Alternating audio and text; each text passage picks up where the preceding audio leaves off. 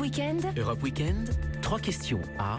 3 questions au président fondateur du parti Les Patriotes, également député européen. Bonjour Florian Philippot. Bonjour. 5 mois après avoir quitté le Front National et Marine Le Pen, dont vous étiez l'homme fort et le numéro 2, vous l'avez peut-être entendu, Marine Le Pen. Vous voici donc maître de votre propre structure, bleu marine, comme le logo des Patriotes, 500 adhérents. On redescend en bas de l'échelle. C'est le jeu politique, Florian Philippot? 6500 adhérents, 500 personnes inscrites aujourd'hui à Arras. Pour effectivement notre événement de lancement qui ouvre ses portes à Artois Expo à 10h avec mon grand discours à 15h pour tout le monde. Et c'est vrai que je redescends pas en bas de l'échelle. Moi, j'ai le sentiment de défendre mes convictions. Voyant, je l'ai analysé, que le Front National retournait en arrière et renonçait complètement à la crédibilité, au pouvoir.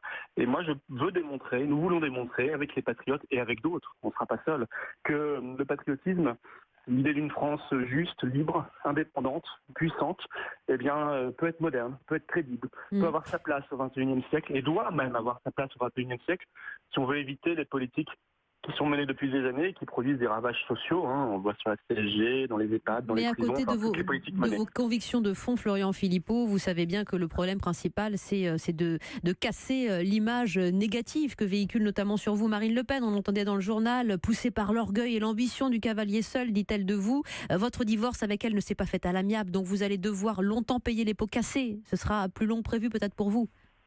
Mais je lui laisse son aigreur. Moi, je n'ai pas d'aigreur, contrairement à elle, parce que je défends des idées. Je comprends que c'est compliqué quand on ne défend plus ses convictions, quand on le tord pour des petites raisons politiciennes. On vit sur un certain mal, on a souvent mauvaise conscience dans ce cas, mais ça n'est pas mon cas. Moi, j'ai fait un choix audacieux, j'en suis parfaitement conscient. Créer un mouvement politique aujourd'hui en France, ça n'est pas facile. Et qui mise sur la sortie de l'euro, vous êtes un des seuls. En mars 2017, avant l'élection, 3/4 des Français s'y opposaient encore. Mais vous y croyez? Bien, écoutez, ça prouve que je ne suis pas démagogique ni populiste. Je persiste et je signe en restant dans l'Union européenne, dans l'euro notamment, mais pas que, dans l'Union européenne en général, avec toutes ces politiques de déréglementation, d'ouverture totale à la concurrence, d'ouverture aussi des frontières.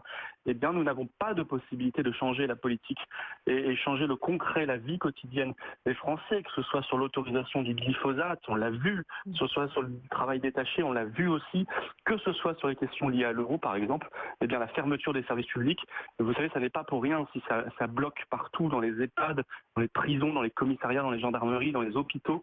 Ça bloque parce qu'il n'y a plus d'argent, et s'il n'y a plus d'argent, c'est parce qu'on va droit dans le mur.